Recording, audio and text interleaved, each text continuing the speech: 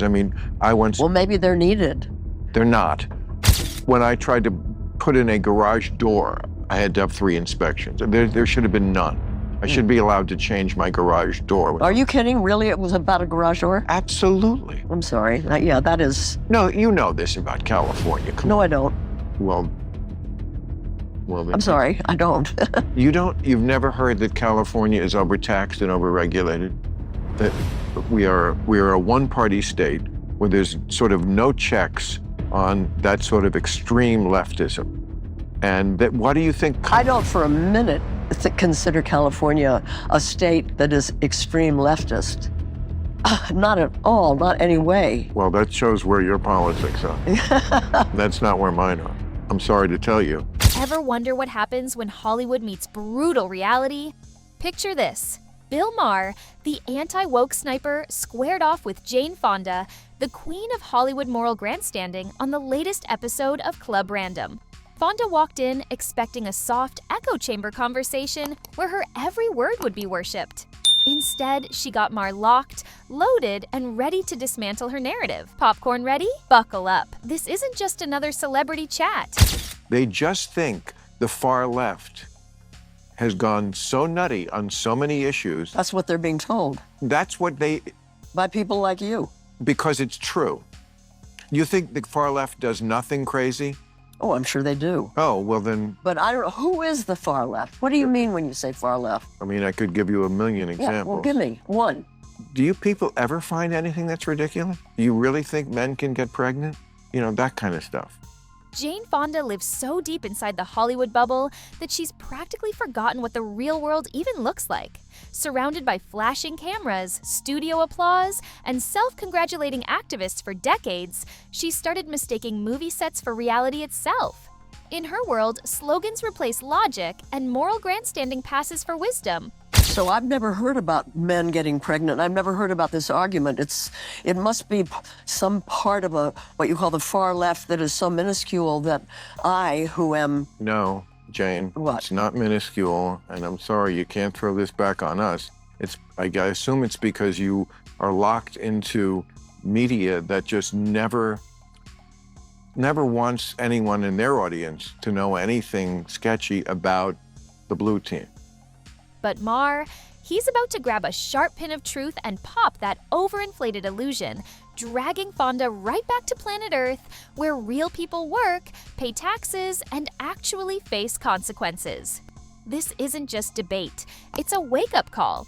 You see, Hollywood is one of the last places where you can float in an endless bubble of praise, and Fonda has been swimming there for decades.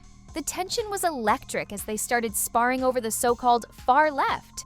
And we have to Well, say, what? I know, but I'm telling you, nobody in Congress is going to vote for that because they would have to answer to their constituents who would be saying, why are you saying that my taxes have to go up 60% Let me tell you to something. India? Listen. That's just going to happen Listen. in America. You know that.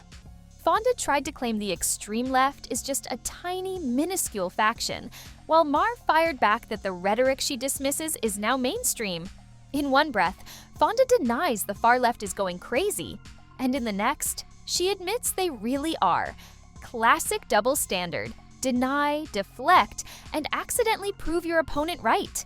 Watching this unfold is like witnessing political hypocrisy in real time, like watching a pro athlete miss an open dunk in slow motion. It hurts, but you can't look away. I mean, I don't know. I read 2 papers, and maybe I don't. I should watch Fox News. No, I guess. I don't watch that. That's too far. But you don't have to. I'm not going to torture myself. Woke ideology isn't just about being nice or progressive anymore. It's a full-blown cultural force that's seeping into politics, media, and even basic conversation. Logic becomes offensive, facts are optional, and emotion becomes the new truth. Maar hints at it, showing that this isn't progress, it's a slow erosion of reason. Consider the absurdity of cancel culture. One misstep, one joke, or even an old tweet can get someone blacklisted for life. Meanwhile, the loudest voices in the room control the conversation, shaping policy, public opinion, and even what people dare to say at work or online. Then came the infamous men pregnancy debate. Fonda tried to pivot like a politician caught on a hot mic, claiming she's never heard of men getting pregnant. Maar didn't flinch. He pointed out the difference between respecting trans rights and pretending biology doesn't exist. Insisting that men can give birth isn't advocacy. It's ideology clashing with reality. That moment exposed everything: denial, spin, and the desperate attempt to rewrite reality live on camera. For years, Fonda's Hollywood bubble shielded her from debates ordinary people are having at dinner tables, on social media, and in classrooms across the country. Maar just pulled back the curtain. The reality? Millions of Americans have been discussing these issues for years. And suddenly, the echo chamber celebrity elite acts shocked. The conversation shifted to the defund the police movement, a perfect example of woke overreach with real consequences. A few years ago, activists, including many in the Black community, shouted it from every corner, framing it as the ultimate moral stance. Today, crime surged, neighborhoods became less safe, and those same communities are realizing how vital law enforcement actually is. Maar nailed it. Chasing trendy virtue signaling without thinking about consequences often backfires, hurting the very people you claim to protect. Imagine cheering for a new policy that sounds morally right, but ends up leaving your own family and friends vulnerable. That's exactly what happened in many cities across the US. From there, Maar dissected the woke takeover of the Democratic Party. The loudest voices now dictate the conversation, and moderates remain silent, afraid of being labeled traitors or bigots. Brave politicians and commentators who challenge this ideological madness face smear campaigns, cancellations, and even death threats. It's no longer about debate, it's about submission to ever-shifting moral orthodoxy. If sanity isn't reclaimed, the party risks irrelevance. And it's not just politics. Look at universities, media organizations, and even nonprofits. The same patterns appear everywhere: ideological purity tests, public shaming, and silencing of dissent. Then came the digital dimension. Social media algorithms aren't just shaping opinions, they're isolating them. Your neighbor sees one reality, you see another, and nobody tells you you're in completely different algorithmic universes. The result? Intellectual isolation, polarization, and a dangerous inability to grapple with reality. For once, Maar agrees with Van Jones. We need a converging universe online where differing opinions collide and real conversations happen, not sound bites or outrage clips. Until then, echo chambers trap us in curated delusions, mistaking comfort for truth. We're scrolling in bubbles, liking posts that flatter our beliefs, and hating anyone who disagrees, all without realizing the system has been designed to keep us divided. Throughout all this, one theme emerges: woke culture thrives on control, not conversation. It weaponizes outrage, twists science, and redefines morality to suit ideology. It punishes dissent, censors speech, and polarizes communities.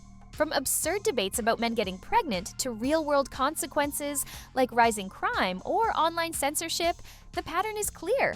It's about power, not progress. And while celebrities like Jane Fonda may think they're leading a moral revolution, reality keeps catching up with them. The Maar vs. Fonda episode isn't just entertainment, it's a lens into a world where ideology often trumps reason. Reality isn't negotiable, no matter how loud Hollywood applause gets.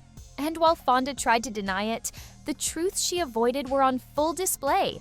The far left's influence, the consequences of overzealous activism, and the echo chambers that shield elites from reality. For the audience, it was a reminder that living in curated comfort doesn't make you informed. It just makes you out of touch. So what's the takeaway? Truth doesn't need to shout. Sometimes it just pops your bubble. Whether it's Hollywood stars, social media algorithms, or ideological movements, facing reality is uncomfortable, but necessary. Until people step out of curated universes and engage with reality, echo chambers will keep spinning, virtue signaling will dominate, and common sense will remain under siege. Reality may be messy, inconvenient, and uncomfortable, but it's also the only path forward. If you enjoyed this deep dive into woke culture, ideological battles, and reality checks, hit that like button, subscribe, and stay tuned for more stories where truth meets chaos. Because sometimes reality isn't polite, but it's always worth watching.